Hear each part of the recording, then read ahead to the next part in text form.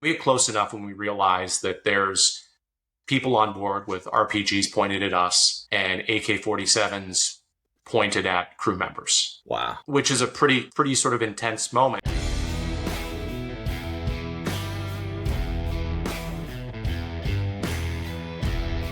This is Unlawful. Welcome to Unlawful. As always, I'm Brandon Renken. Here with me today is Andrew Tugan. Andrew Tugan is a new friend I met through my production partner, Josh. Andrew, welcome to the show. Thanks, Brandon. How are you?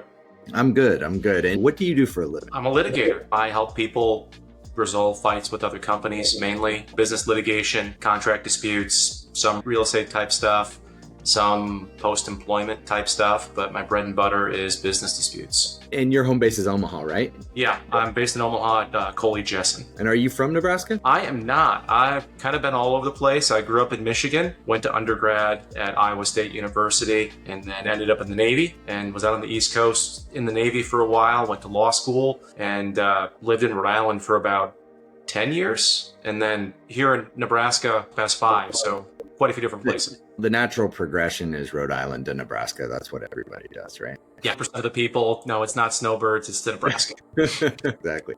So tell me a little bit about, you said you spent some time in the Navy. I actually enlisted in the Navy when I was still in high school. I decided that I wanted to be on nuclear submarines, and I wanted to study nuclear physics and do nuclear engineering and all of that sort of stuff. It's just like Rhode Island to Nebraska. That's the normal path to corporate litigation.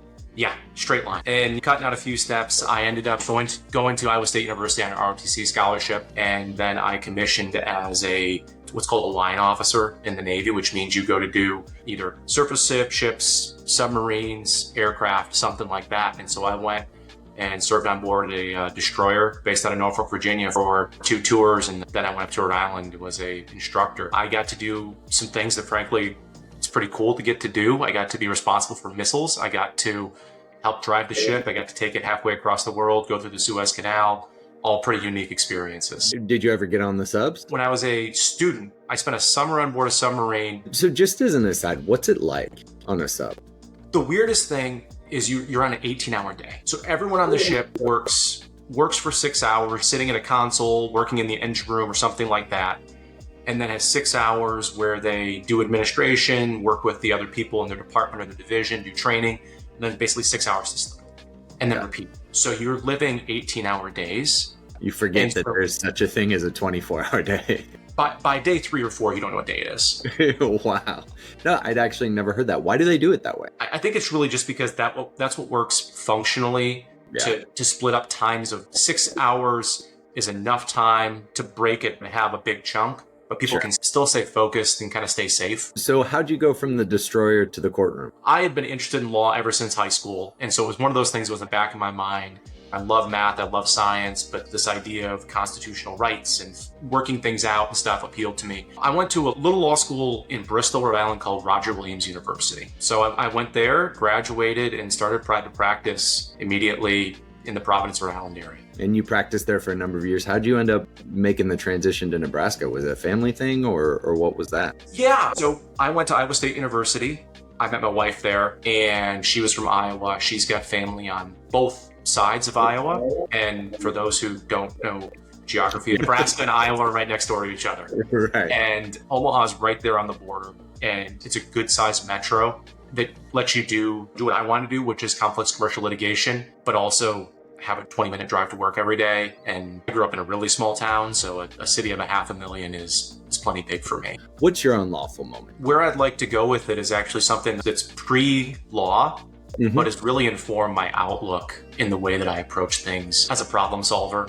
Yeah, so this one goes back to my time in the Navy, and it was one of the more unique experiences of my life, certainly, but also probably one of the more unique experiences of even my peers who have served and done things in the Navy. Think back to about 20 years ago when we started to first hear the word pirates again. That didn't have eye patches and peg legs, but when we really started to first hear about pirates off the Horn of Africa and Somalia and those types of things. The I'm the Captain Now pirates. Yes, exactly.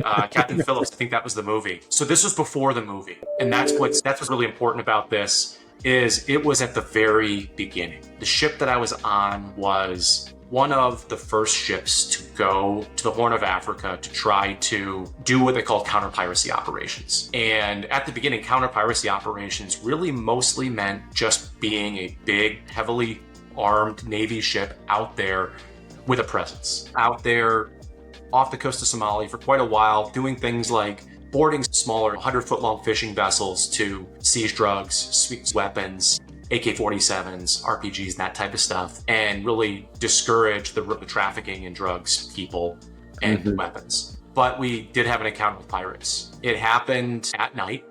It was south of Mogadishu, which is Somalia, heading south towards the Kenyan border, and we come across this ship that was kind of moving weird. And so I go up and we see this ship and we go to approach it. So you kind of come alongside of it, maybe 500 yards apart, and you see, okay, this something isn't right. And then we get closer.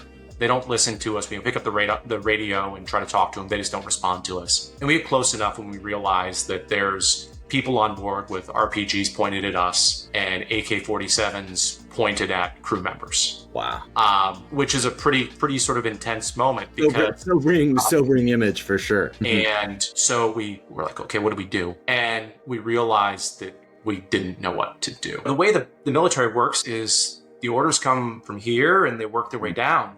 And the order was get out there because there's a problem. And that was as fine of a plan, I think, as there was. This is me at the pointy end of the spear, not knowing what the decision makers are thinking, but we didn't have specific direction on what to do if we actually encountered a pirate. You had this encounter and y'all were you were the presence and the presence wasn't getting the job done. You didn't know what to do. Yeah, and so the end of the story is really, it's kind of deflating. We're following them and they're heading south and Kenya's to the south. And we get to the edge of Kenya's international waters. And the agreements that were in place at that point didn't give us the authority to go into Kenyan international waters. But that's how it ends, is we encounter the pirates, we see there's an issue going on, and we stop and they continue on. What most likely happened is they ransomed the crew and people, people made it home safely and they made some money, and it's the end of the story for that. But it's something that's always stuck with me. It's interesting. I'm always a host in search of a thesis. And if we wanted to take it simple, we could be like, and that's personal jurisdiction. But really, the point that you made, when you're in the courtroom, when you're in a negotiation, when you're in front of a judge or a client or an opposing party, you don't get to go back up the chain. We wanted to do a mission. We wanted to be able to do it the best we could.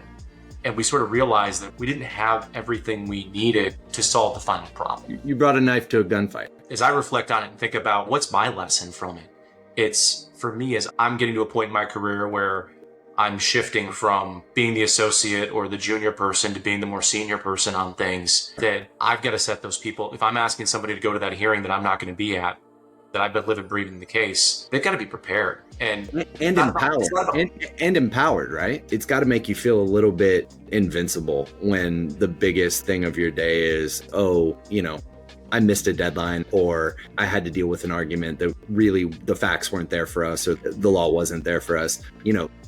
Those are big and important and very critical things, I'm sure, but it's nothing like having an RPG pointed at. No, it is not. It's given me perspective. You don't take it any less seriously in the moment. Sure. But your ability to reflect afterwards and just exhale and put things in context, I think, is benefited by having some different experiences. We only know who we are from the perspective of who we are. Right. That sounds a little bit philosophical. Right. Is I am what I am, is that Popeye? So that fits too, because it's right in the Navy. So all the way back to the sailor. All the way back to the circle. Well, look, I really appreciate you taking the time. Thank you for spending time with me and telling your story. And that's Unlawful. Thank you.